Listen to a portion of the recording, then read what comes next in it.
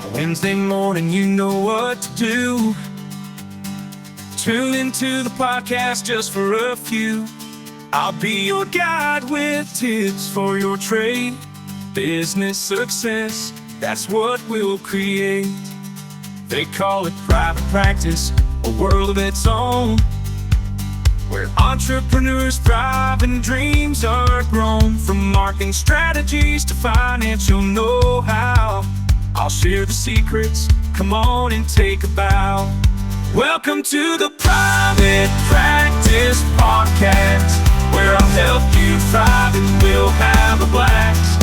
Tune in every Wednesday, and you'll soon see your business success. It starts with me.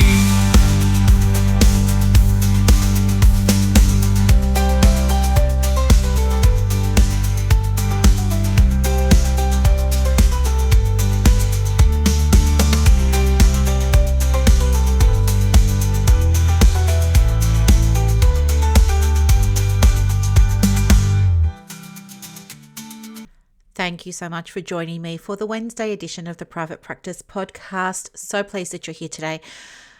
I want to talk with you about how to handle objections from clients who are seeking face-to-face consultations with you and you're offering online. This comes up a fair bit, so it came up today with one of my private coaching clients, and I thought it would be worthwhile addressing it here with you too. So I guess when we're receiving inquiries from potential clients for our practice, whether they come through our website, Psychology Today, they're just emailing us or, giving us a call on the phone, and they want to know, whether or not you offer face-to-face or if it's only online. Don't panic if you only offer online. If you explain to somebody that your services are telehealth and they're delivered online, and somebody says, I'd really rather prefer that it's face-to-face, thank you, I'll talk to you later, I'll go away and think about it.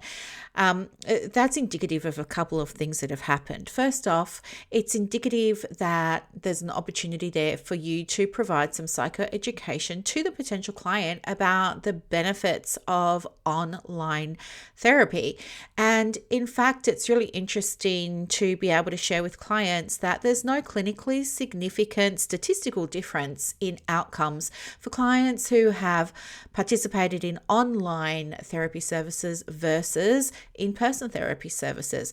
There is no clinically, statistically significant difference in outcomes. So this can be really, really helpful to share with clients who perhaps are just uninformed or just don't know about, the advantages or the benefits of online therapy.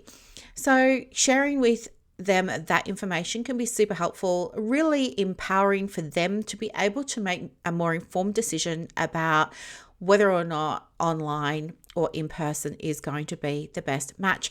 Now, another thing that can be really, really helpful too is the event whereby, so many private practices converted to being able to deliver services online only for a period of time during the recent COVID pandemic.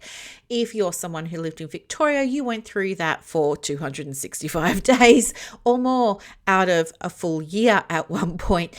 And many private practice owners noticed that even after the lockdowns were lifted and businesses gradually started to return to delivering face-to-face services with the absence of masks and personal protective wear and equipment and things like that, there were many private practices that still experienced a preference from clients for online therapy. And this came about because parents especially, like this is just top of my mind now because I was talking about it with a client this morning, but parents especially just found it much easier to be able to set their young person up in a quiet space with a computer or an iPad to access their therapy sessions while the parent was or the caregiver was able to stay at home and occupy the other siblings. So it was just much easier for them than having to bundle all the kids into the car, keep everybody nice and quiet in reception while the young person was having a therapy consultation. So again, there are so many instances of the benefits of online therapy. So I guess as a practitioner, when you're faced with a situation where a potential objection from a client to booking in a session with you is because you, air quotes, only offer online, my advice to you would be don't let it go. And, remember, somebody's always enrolling somebody in a conversation, right? You have just been enrolled in their limitation. You don't need to do that. It's not good for you. It's not good for them. So instead of that, don't let them go. I would show up in a way from a place of curiosity. And I would say, oh, that's really interesting. Can you tell me a little bit more about, your preference for online therapy? And just see what they say. And if they say they think they're going to get a better outcome, or they think the service is going to be better, or, things like that, that opens the door then for you to be able to share with them, oh, actually, did you know? No, there's been a lot of research done, and actually there isn't any difference in the effectiveness. It's just as effective as seeing somebody in person, and perhaps it's even a lot more convenient, right? Being able to share that information is empowering for the client, puts them in a position where they're better able to make a decision that's going to be right for their private practice. But you know what? We cover all this and more, especially in the live Q&As that are coming up next week in the free private practice workshop. Now, this is the last time that not only will the workshop be run for 2024, but it's also the last time that I'll be doing a private practice workshop event that is free. So this is your opportunity to come along. What's going to happen is on Monday night, Tuesday afternoon, and Wednesday morning, you will receive a free 1 hour live training with me, 3 or 4 complimentary resources every day that include things like audios, meditations, checklists, workbooks, worksheets, templates, if I didn't say it already, things like that. And if you want to access replays, there's an option for you to be able to upgrade from the free version to the paid version, and you can absolutely get those replays. You have the replays of the live trainings as well as replays of the live Q&As, and of course some additional bonuses to help you with your private practice journey. I love my work. I'm a private practice specialist. I especially focus on solo practitioners. I'm not into helping people with big group practices and things like that. And I'm also not aligned with the whole idea that your practice needs to make $1 million in order for you to be successful. I love helping, especially women in private practice who are doing it on their own. If that's you, then we absolutely have to connect. Come along to the workshop. I'll put the link in the show notes for you. And if there's anything else you need, please don't hesitate to reach out. You can find me on Instagram at The Private Practice Coach, or finding me on Facebook at The Private Practice Specialist.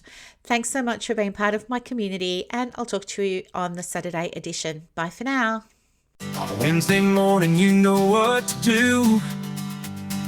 Tune into the podcast just for a few. I'll be your guide with tips for your trade. Business success, that's what we'll create.